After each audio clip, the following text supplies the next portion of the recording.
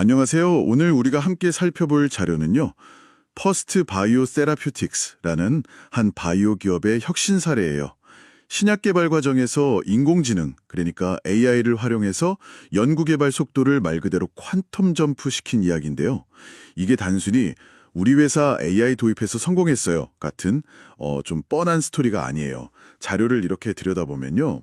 정보의 홍수 속에서 어떻게 핵심을 꿰뚫고 그걸 경쟁력으로 만들어내는지 그 과정이 아주 생생하게 담겨 있더라고요. 자, 그럼 이 흥미로운 자료 속으로 한번 들어가 볼까요? 네, 좋습니다. 시작하기 전에 이 신약 개발 분야가 얼마나 치열한지 먼저 이해하면 더 재밌을 거예요.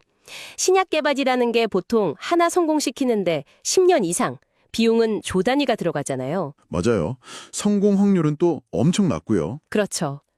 그런데 많은 분들이 신약 개발 경쟁이라고 하면 그냥 실험실에서 연구원들이 현미경 들여다보는 모습만 떠올리시거든요. 저도 사실 그런 이미지가 강해요. 하얀 가운 입고 스포이트로 뭔가를 이렇게 옮기는 장면 같은 거요. 그렇죠. 하지만 그 못지않게 어쩌면 그보다 더 중요한 전쟁터가 따로 있어요. 바로 정보 전쟁입니다. 정보 전쟁이요? 네, 매일 전 세계에서 쏟아지는 수만 건씩 최신 논문, 특허, 임상 데이터. 이 정보들 속에서 누가 먼저 기회를 찾아내고 또 누가 먼저 실패할 길을 피해가느냐에 사실상 승패가 달려 있거든요. 오늘 이야기는 바로 그 보이지 않는 전쟁에 대한 생생한 기록이라고 보시면 됩니다. 정보 전쟁이라. 와, 표현만 들어도 정말 치열함이 느껴지네요. 그럼 그 전쟁의 최전선에 있는 퍼스트 바이오 테라퓨틱스, 이 회사가 처음 마주한 문제가 뭔지부터 한번 살펴볼까요? 자료를 보니까 2016년에 설립돼서 면역항암제나 희귀질환 치료제처럼 정말 어려운 분야에 도전하고 있더라고요. 그런데 이 똑똑한 연구원들의 발목을 잡은 첫 번째 문제가 바로 데이터 과부하였어요. 말 그대로 정보의 쓰나미에 압도당한 거죠.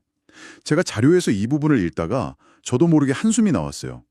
연구원 한 명이 신약 후보 물질 하나를 찾기 위해 분석해야 하는 정보가 방대한 글로벌 논문, 학회 자료, 심지어 경쟁사 IR 자료까지 포함된다고 해요.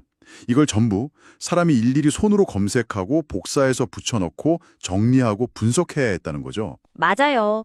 그야말로 막노동에 가까운 작업이죠. 근데 이게 단순히 시간이 오래 걸리는 문제에서 그치지 않아요. 자료에서도 명확히 지적하는데 이런 수작업 방식은 오류 발생 가능성이 높고 업무 효율성과 분석 정확성을 떨어뜨리는 직접적인 원인이었다고 해요. 한번 상상해 보세요. 수십 개 논문에서 핵심 내용을 복사해 보고서를 만드는데 중간에 숫자 하나 잘못 보거나 중요한 문맥을 놓치면 어떻게 될까요? 끔찍하네요. 몇 주, 어쩌면 몇 달의 연구 방향이 완전히 잘못된 길로 빠질 수도 있는 거잖아요. 바로 그거예요. 더 큰 문제는 속도고요. 어저저녁에 발표된 아주 중요한 논문 하나를 놓쳤다고 생각해 보세요. 우리 팀은 그걸 모르고 계속 기존 방향으로 연구를 진행하는데 경쟁사는 그 논문을 기반으로 한 발 앞서 나가는 거죠. 뒤처지는군요. 순식간에. 그렇죠. 결국 세상에서 가장 창의적이어야 할 그 똑똑한 연구원들이 자기 역량의 대부분을 핵심 연구가 아니라 데이터 정리라는 반복 작업에 쏟아붓고 있었던 거예요. 자료에서 말하는 보이지 않는 병목 현상의 실체가 바로 이거였죠. 병목 현상. 듣고 보니 정말 정확한 표현이네요. 이 병목을 뚫지 않으면 아무리 똑똑한 연구원이 많아도 회사가 앞으로 나아갈 수 없는 거니까요. 맞습니다. 그래서 퍼스트 바이오 테라퓨틱스가 이 문제를 해결하기 위해 칼을 빼들어요. 바로 클라우드 기반의 AI, 구체적으로는 바이오 리서치 AI 플랫폼이라는 서비스를 도입하기로 결정한 거죠. 그런데 이 접근 방식이 꽤 똑똑하다고 느낀 게 그냥 자, 우리 AI 씁시다 하고 던져준 게 아니더라고요. 자료를 보면 팀별로 목표를 아주 명확하게 설정했어요. 연구기획팀은 시장조사나 후보물질 동향 분석처럼 큰 그림을 그리는 기획 업무를 효율화하는 데 초점을 맞췄고 네네. 사업개발팀은 경쟁 약물이나 경쟁사 동향, 기술 거래 사례처럼 시시각각 변하는 정보를 자동으로 수집하는 걸 목표로 삼았죠. 바로 그 지점이 아주 중요해요. 여기서 이런 질문을 던져볼 수 있거든요. 요즘 구글 검색도 잘 되고 챗 GPT 같은 AI 챗봇도 많은데 왜 굳이 전문 플랫폼을 써야 했을까? 하고요. 맞아요. 저도 딱 그 생각이 들었어요. 그냥 챗 GPT한테 최신 파킨슨병 치료제 논문 요약해줘 라고 하면 안 되는 건가 싶었거든요. 좋은 질문이에요. 그게 바로 이 결정의 핵심인데요. 자룡의 답이 있어요. 이 플랫폼은 신약 개발에 특화되어 있기 때문에 더 전문적이고 정확한 정보를 제공한다는 거죠. 일반 검색 엔진은 너무 광범위한 정보를 쏟아내서 연구원이 원하는 걸 골라내기가 힘들고, 아, 정보가 너무 많아도 문제군요. 그렇죠. 그리고 범용 AI 챗봇은 최신 전문 논문의 미묘한 뉘앙스나 깊이 있는 데이터를 정확히 이해하고 요약하는 데 한계가 있을 수 있어요. 그 환각이라고 부르는 그럴듯한 거짓말을 만들어낼 위험도 있고요. 아, 맞다. 신약 개발처럼 정확성이 생명인 분야에서는 그런 오류 하나가 정말 치명적일 수 있겠네요. 바로 그겁니다. 그리고 이 플랫폼의 진짜 무서운 점은요. 단순히 검색을 잘해주는 걸 넘어서요. 방대한 데이터를 자동으로 모으고 분석해서 심지어 보고서 초안 작성까지 자동화해준다는 거예요. 보고서 초안까죠? 네. 한번 상상해 보세요. 예전에는 연구원이 아침에 출근해서 수십 개의 저널 사이트를 돌아다니고 키워드를 바꿔가며 논문을 검색했다면 이제는 그냥 AI 플랫폼에 로그인해서 지난 24시간 동안 우리 연구 타겟과 관련된 주요 데이터 변화 요약해줘 라고 입력하면 끝나는 거예요. 와, 그건 정말 일하는 방식 자체가 완전히 바뀌는 거네요. 연구원이 데이터 수집가에서 진짜 분석가와 전략가로 역할이 바뀌는 순간처럼 들려요. 정확해요. 이건 단순히 좋은 연장 하나 산 게 아니에요.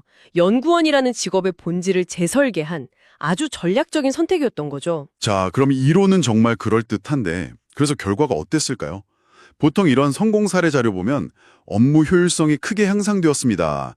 같은 뜬구름 잡는 소리로 끝나는 경우가 많잖아요. 맞아요. 두루뭉술하게 넘어가는 경우가 많죠. 근데 이 자료는 제가 정말 마음에 들었던 게 아주 구체적인 숫자를 딱 보여주더라고요. 네, 저도 그 부분이 인상 깊었어요. 데이터로 성과를 증명하죠. 우선 자료 검색, 정리, 분석 시간이 약 30% 단축되었대요. 단순하게 생각하면 연구원 3명이 하던 일을 이제 2명이 할 수 있게 됐다는 뜻이잖아요. 그렇죠. 한 명의 시간을 번 셈이죠. 그리고 업무 정확성 및 의사 결정 속도는 20% 향상되었고요. 근데 제가 가장 극적으로 느꼈던 변화는 이거였어요. 자료를 취합하는 데 걸리던 시간이 수일에서 수시간으로 줄었다는 점. 며칠 밤새워야 했던 일이 커피 한 잔 마시는 동안 끝날 수도 있게 된 혁신이 일어난 거죠. 이 숫자들을 그냥 업무가 좀 편해졌네 정도로 보면 절대 안 돼요. 신약 개발이라는 속도전에서 이 숫자들은 완전히 다른 의미를 가져요. 예를 들어 30%의 시간 단축이라는 건 경쟁사보다 몇 개월 혹은 1년 이상 앞서 나갈 수 있는 기회를 잡았다는 뜻일 수 있어요. 아, 윤망한 신약 후보 물질을 남들보다 먼저 발견해서 특허를 선점할 수 있는 결정적인 시간을 번 셈이죠. 그러네요. 단순히 업무 시간이 줄어든 게 아니라 시장을 선점할 수 있는 기회의 시간을 확보한 거군요. 그럼 의사 결정 속도 20% 향상은요? 이것도 그냥 회의를 빨리 끝냈다는 의미는 아닐 것 같은데요. 물론이죠. 그게 핵심이에요. 의사결정 속도 20% 향상이라는 건 더 빠르고 더 나은 결정을 내리게 됐다는 뜻이에요. 더 나은 결정이요? 네, 예전에는 데이터가 부족하고 분석에 시간이 오래 걸리니까 한두 개의 시나리오만 놓고 고민했다면 이제는 AI 덕분에 최신 데이터를 기반으로 대여섯 개의 다양한 시나리오를 동시에 시뮬레이션 해볼 수 있게 된 거예요. 예를 들면 A라는 방식으로 접근했을 때 성공 확률과 비용, B라는 방식으로 접근했을 때 리스크 같은 것들을 훨씬 더 정교하게 비교 분석할 수 있게 됐다는 거군요. 맞아요. 즉, 잘못된 방향으로 가서 수십, 수백억 원의 연구비를 낭비할 위험을 크게 줄이고 성공 확률이 가장 높은 길을 선택할 수 있게 된 거죠. 이건 정말 돈으로 환산하기 어려운 어마어마한 가치를 얻은 셈이에요. 와, 그렇게 들으니까 이 숫자들의 무게가 전혀 다르게 느껴지네요. 그런데 말이죠. 이렇게 좋은 기술을 도입했는데 모든 과정이 그렇게 순탄하게만 했을까요? 어떤 새로운 변화든 처음에는 저항이 있기 마련이잖아요. 이 자료가 솔직해서 좋은 게 그런 어려움도 숨기지 않고 이야기하더라고요. 네, 그 점이 이 자료의 신뢰도를 높여주는 부분이죠. 현실적인 고민이 담겨 있어요. 도입 초기에는 직원들이 새로운 플랫폼을 익히는데 시간이 필요했고 기존에 하던 일도 바쁜데 새로운 툴까지 배워야 하니까 추가 학습에 대한 부담도 분명히 있었다고 해요. 저는 이 부분이 너무 공감됐어요. 아무리 좋은 도구라도 내 손에 익숙하지 않으면 그냥 짐처럼 느껴질 수 있잖아요. 그렇죠. 특히 자기 분야에서 10년, 20년 동안 자신만의 노하우를 쌓아온 전문가들일수록 그런 경향이 더 강할 수 있어요. 내가 하던 방식이 있는데 기계가 뭘 안 되고 하는 생각 충분히 할 수 있죠. 그런데 이 회사는 그 문제를 꽤 체계적으로 풀어나가더라고요. 처음에는 소수의 핵심 인원들을 대상으로 온라인 교육을 집중적으로 해서 내부 AI 전도사를 키워냈어요.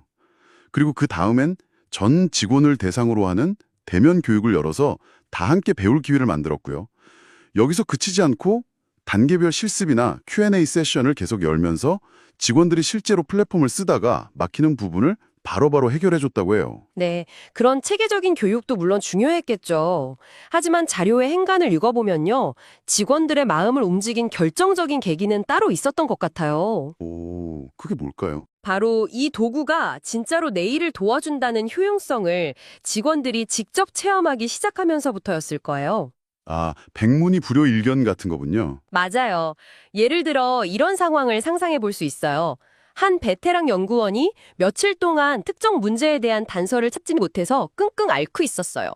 그러다 반신반의하며 AI 플랫폼에 질문을 던졌는데 플랫폼이 2년 전에 일본에서 발표된 잘 알려지지 않은 논문 하나를 딱 찾아주는 거예요.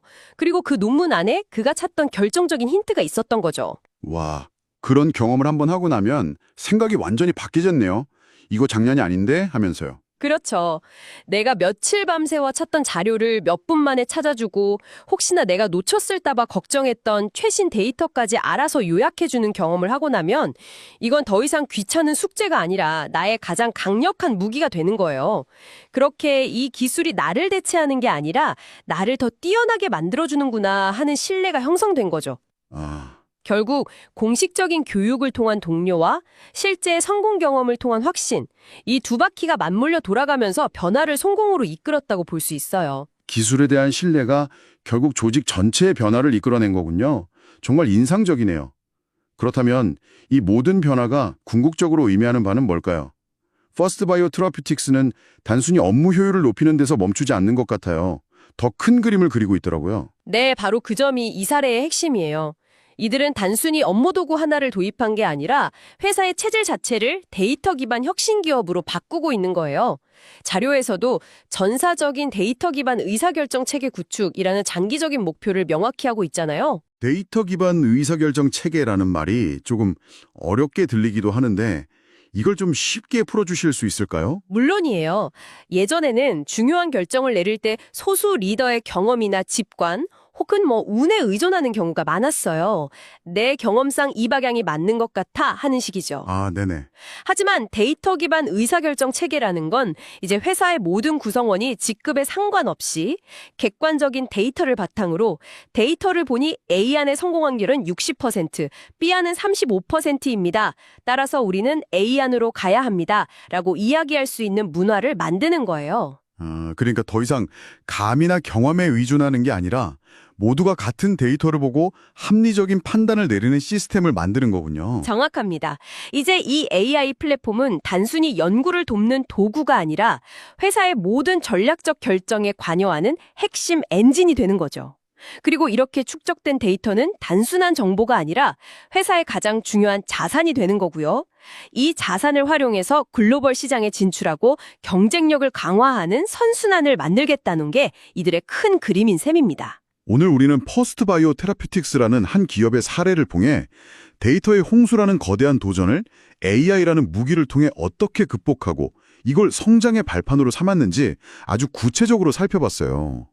반복적이고 소모적인 일은 기계에 맡기고 사람은 더 본질적이고 창의적인 핵심에 집중하게 만드는 과정이 정말 인상적이었습니다. 네, 그리고 이 이야기는 비단 바이오 산업에만 국한되는 게 아니에요. 오늘날 당신이 몸담고 있는 어떤 분야든 정보 과부하라는 공통된 문제를 안고 있잖아요. 마케터는 수많은 시장 데이터를, 금융 전문가는 실시간으로 변하는 경제 지표를, 컨텐츠 제작자는 매일 쏟아지는 트렌드 정보를 따라잡기 위해 고군분투하고 있죠. 정말 그러네요. 제 주변에도 정보의 홍수 속에서 뭘 봐야 할지 몰라 지쳐하는 사람들이 정말 많거든요. 그렇죠. 그런 의미에서 이 사례는 우리 모두에게 아주 중요한 질문을 던져요. 기술을 통해 인간의 지성과 창의성을 어떻게 증폭시킬 수 있는가에 대한 아주 현실적인 해답을 보여주고 있거든요. 중요한 건 기술이 사람을 대체하는 것이 아니라 사람이 기술을 지렛대 삼아 더 높은 곳으로 점프하는 거라는 점을 명확히 보여줬어요. 마지막으로 이 이야기를 듣고 계신 당신에게 한번 생각해 볼 만한 질문을 던져보고 싶어요. 지금 당신의 업무나 관심 분야에서 성장의 발목을 잡고 있는 반복적이고 소모적인 방대한 데이터는 무엇인가요? 그리고 그 과정을 자동화해서 당신을 더 핵심적이고 창의적인 일에 집중하게 해줄 당신만의 특화된 AI는 과연 어떤 모습일까요?